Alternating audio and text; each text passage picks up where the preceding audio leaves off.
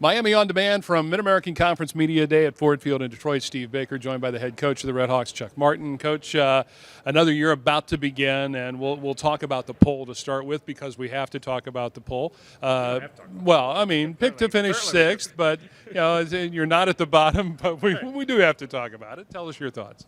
Zero thoughts about the poll because no one really cares what people do. I shouldn't say that. The fans care, the media cares. It's fun for them.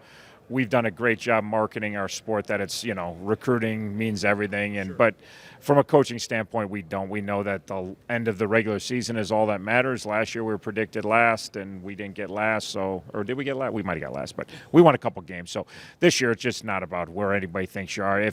If you need to be predicted to be sixth in your league for your kids to be motivated, then you've got the wrong kids in your locker room. So I don't use it as any put on the bulletin board. No one thinks you're going to be any good. To me, it's just cool for the fans, cool for the media to get excited about football.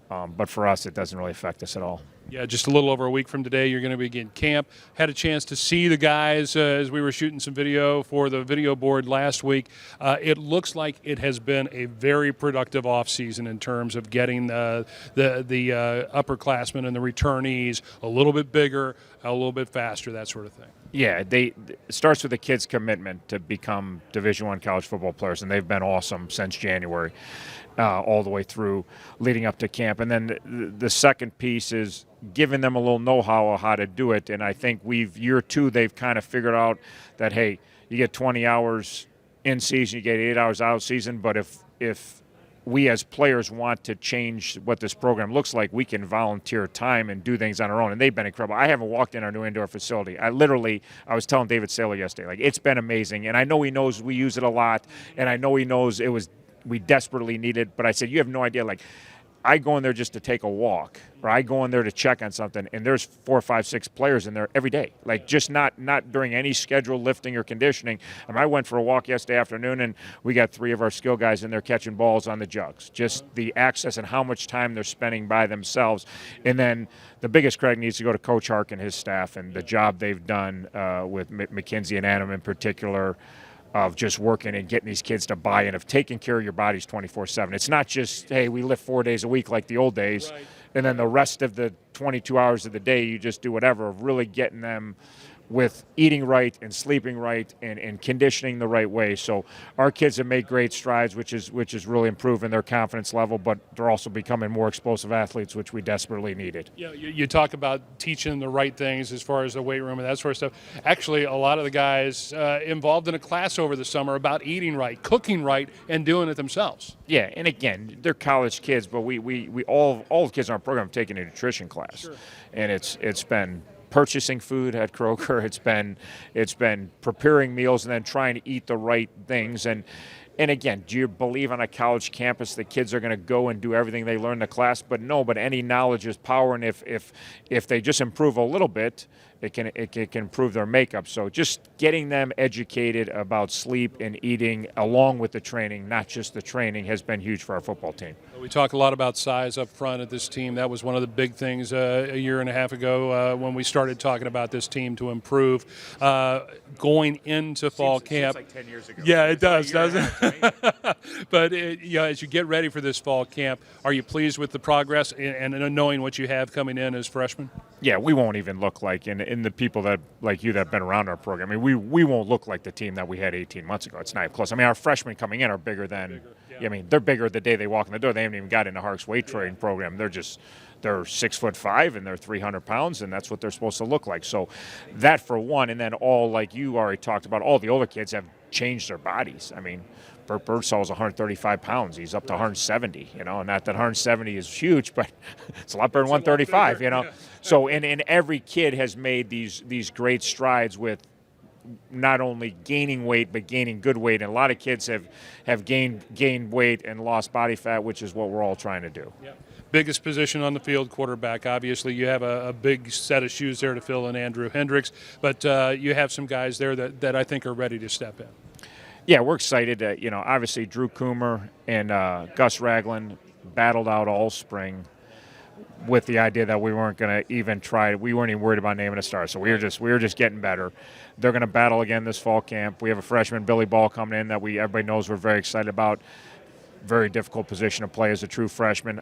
Can he get in the mix or not? We'll know here in about a week. We're going to throw him out there a little bit and see what he can do, but he might become a great player here and not be ready to play this year. So we'll see if he can get involved in the mix. He's way behind experience, obviously, than the other two kids. So, but we're gonna have a first-year starter at quarterback, which is not the optimum, but it's the way it is, and we'll battle through that.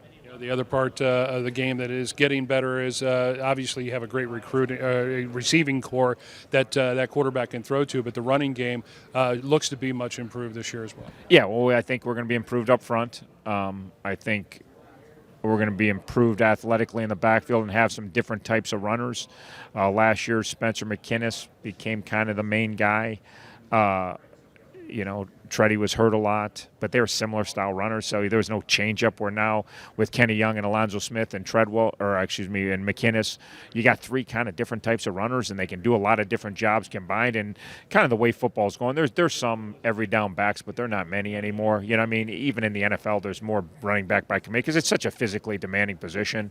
That you're going to be better week 9 through 12 if you've been rotating guys at tailback. I didn't have 250 carries, so. But I think all three of those guys, Kenny gives us a ton of speed and explosiveness. Zoe gives us a 225-pound kid that can really be physical presence between the tackle. And Spencer's kind of the in-between guy that can, he's big enough to do some physical things, but he's small enough to get on the perimeter and do some things too. And he does a great job blocking and catching the ball. So I think between the three of them, we've drastically improved our genetics at that position for sure. Let's talk the other side of the football briefly. You lose Q. Obviously, he's going to have great success at Green Bay. You lose Lowood, and you have some shoes to fill there. But again, guys that are stepping up and being a part of this team. Yeah, obviously, Quinn Rounds and losing Andrew Hendricks, if you take them off our highlight tape, we ain't get much of a highlight tape. So I said, but he thinks we were way better. I said, we had two pretty good players that made us way better. Now you lose them. But year two, a lot of players will make up. No, there's not going to be another Quinn Rounds. We don't have another kid right now that's going to be an NFL second-round draft choice, and we don't have another quarterback that has close to the experience of Andrew Hendricks and even the physical tools of Andrew. But we have a lot of kids that are way better, so the group can make up for the losses. Obviously, defensively, you got Heath. We're going to move him back to corner, get him back to his natural position. He did some nice things at safety, but that was just out of necessity. We were playing him out. He knew his out, but he was willing to do that for the team, which was huge, and he did. And he made a lot of plays, but he's more comfortable at corner where he played his freshman year.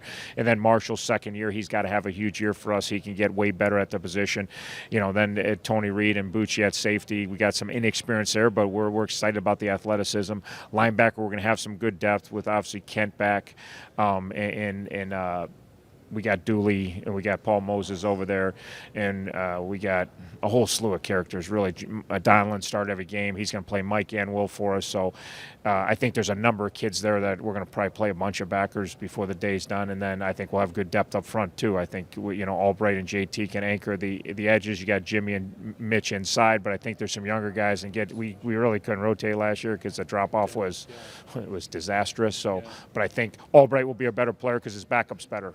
So we can get him some blows so he can play longer, harder than trying to pace himself for 4 quarters. Well, the fun is about to begin, and I know you love this time of year, getting the guys in there, getting them, coached up and melded new personalities along with the old, and it's one of the best parts of the job is getting that fall camp put together. Yeah, and we were, year one is miserable. It's just the way it is. I mean, we made, you don't approach it that way when you go through it, but year two is it's gonna be fun. We're gonna be better. I don't know what that means, wins and losses, but we're gonna put a way better. People that come watch it are gonna be like, wow, night and day. People that even watch us in the spring, everybody thought we were so much better. We lost OU by 3 last game of the year, but if you watch the spring, we didn't look like anything like that. Yeah, and we're way better than the end of the year, let alone comparing. So we have a great opportunity here to really get exponentially better this year, and fall camp is obviously huge for everyone. But we have better personnel, and we have more understanding, and we have a lot of excitement within our team of kids that I really believe want to go out and win football games. And it's a very exciting time, and we're excited to be at mine right now. It's pretty cool. Coach, I'm excited. Thanks so much for the time. Appreciate it. Thank you.